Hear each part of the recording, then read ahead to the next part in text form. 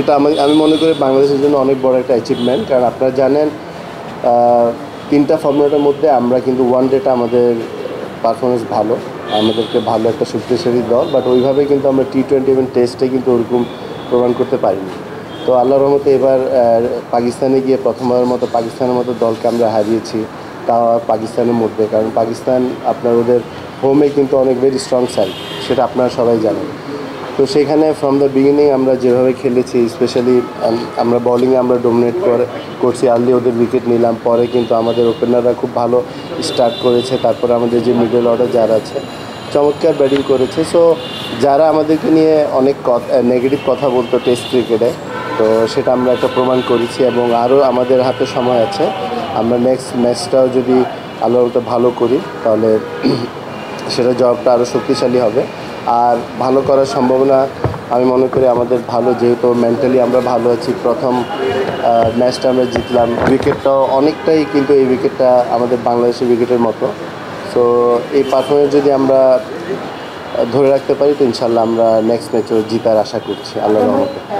না, সাকিবের পারফরমেন্স নিয়ে তো বলার কিছু নেই, কারণ আপনি শুধু গত 2 বছরের পারফরমেন্সও যদি বলেন, কারণ কোয়ালিটি প্লেয়ার ছাড়া আপনার একটা দলে একটা দেশে কিন্তু 14-15 বছর খেলা, এটা কিন্তু অনেক বড় একটা ব্যাপার, কারণ এটা কোয়ালিটি প্লেয়ার ছাড়া এই অ্যাচিভমেন্ট কেউ করতে পারে না।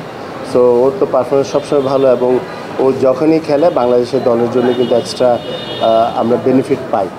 ও মুশফিক অনেকে আছে, হ্যাঁ, বাট আইনি কোনো নোটিশ পাওয়ার পর উনি বলেছেন, বাট এখন পর্যন্ত আমি জানা মতো কোনো কিছু বিসিবিতে এখনও পাইনি।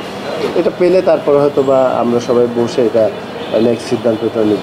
যেহেতু আমরা আপনার এই বোর্ড আসার পর আমাদের একটা জরুরি মিটিং হয়েছে, তারপর আর কোনো মিটিং হয়নি, বাট আপনার কিছুদিন যাক, তারপর ডেফিনেটলি এই কথা আমরা বলবো, বাট এখন আমি মনে করি it's too early.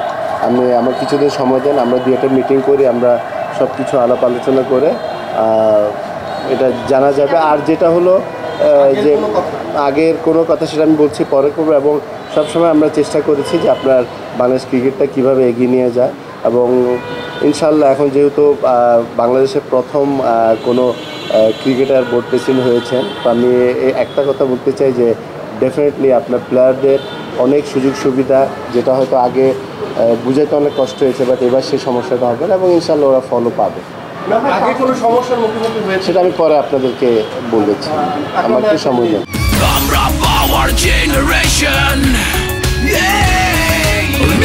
Shakti চুমুকে action, power চুমুকে action. আমি সেটা কিন্তু আপনার বোর্ডের বাইরে, সেটা কিন্তু আপনার আমার মনে হয় না যে আমি আগে শুরুতে বলেছি আপনি ক্রিকেটিংয়ের যদি কোনো থাকে, বাট সেটা তো হইতেই পারে আপনার সেটা নিয়ে, বাট ক্রিকেট বোর্ডে যেন কোনো কিছু এফেক্ট না হয় সেগুলো কিন্তু সবসময় আমাদের মাথায় আছে, এবং চেষ্টা করবো যেন ওগুলো আমরা বজায় রাখতে পারি।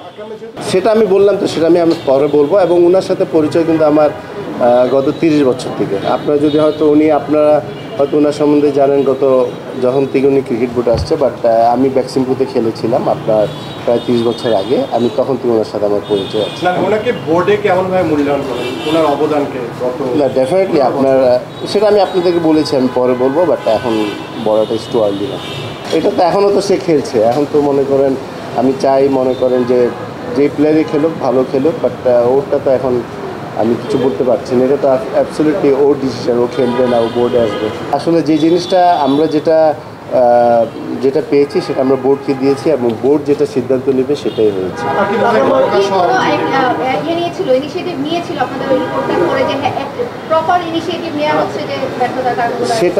সেটা আপনার যে অনেকে হয়তো বা ধারণা করেছিল সেটা তদন্ত কমিটি করেছে, আসলে সেটা না, সেটা যে আমাদের ওয়ার্ল্ড কাপের মূল্যায়নটা পারফরমেন্স খারাপ ছিল, ওটার মূল্যায়ন করতে সেটা আমরা করেছি, এবং সেটা আমরা বোর্ডকে জমা দিয়েছি, এবং 2-1 জনের নামে আপনার অভিযোগ ছিল, বাট সেগুলো আমরা যা পেয়েছি সেটাও কিন্তু ওই রিপোর্টে আমাদের দেওয়া আছে। আমি মনে করি যেহেতু আমরা পারফরমেন্স ভালো করতে পারিনি, সেটা কিন্তু আসলে ভালো, হ্যাঁ, সেটা বলা যায় না, বাট আমরা যেহেতু নেক্সট অক্টোবর পর্যন্ত আছি, বাট যতদিন ছিলাম সেটা আমরা ভালো কাজ করার চেষ্টা করেছি, এবং এখনও অনেক কাজ করা অনেক বাকি আছে, এবং আল্লাহর রহমতে আমরা চেষ্টা করব যে 1 বছরের মধ্যে যত তাড়াতাড়ি সম্ভব হয়তো আমরা বড় কোনো কাজে যেতে পারবো, আমরা ছোটো ছোটো যে কাজগুলো আছে সেগুলো আমরা কমপ্লিট করা, যে প্লেয়ারদের ফ্যাসিলিটিস দেওয়া, ইনডোর আছে আপনার, ছোট ছোট মাঠ আমরা ডেভেলপ করে দিব, যারা খেলার সুযোগ পায় না। ঢাকার বাইরেও কিন্তু অনেক জায়গা আছে যেখানে প্লেয়াররা আপনার ক্রিকেট খেলতে পারে না মাঠের জন্য, সেগুলো আমাদের মাথায় আছে।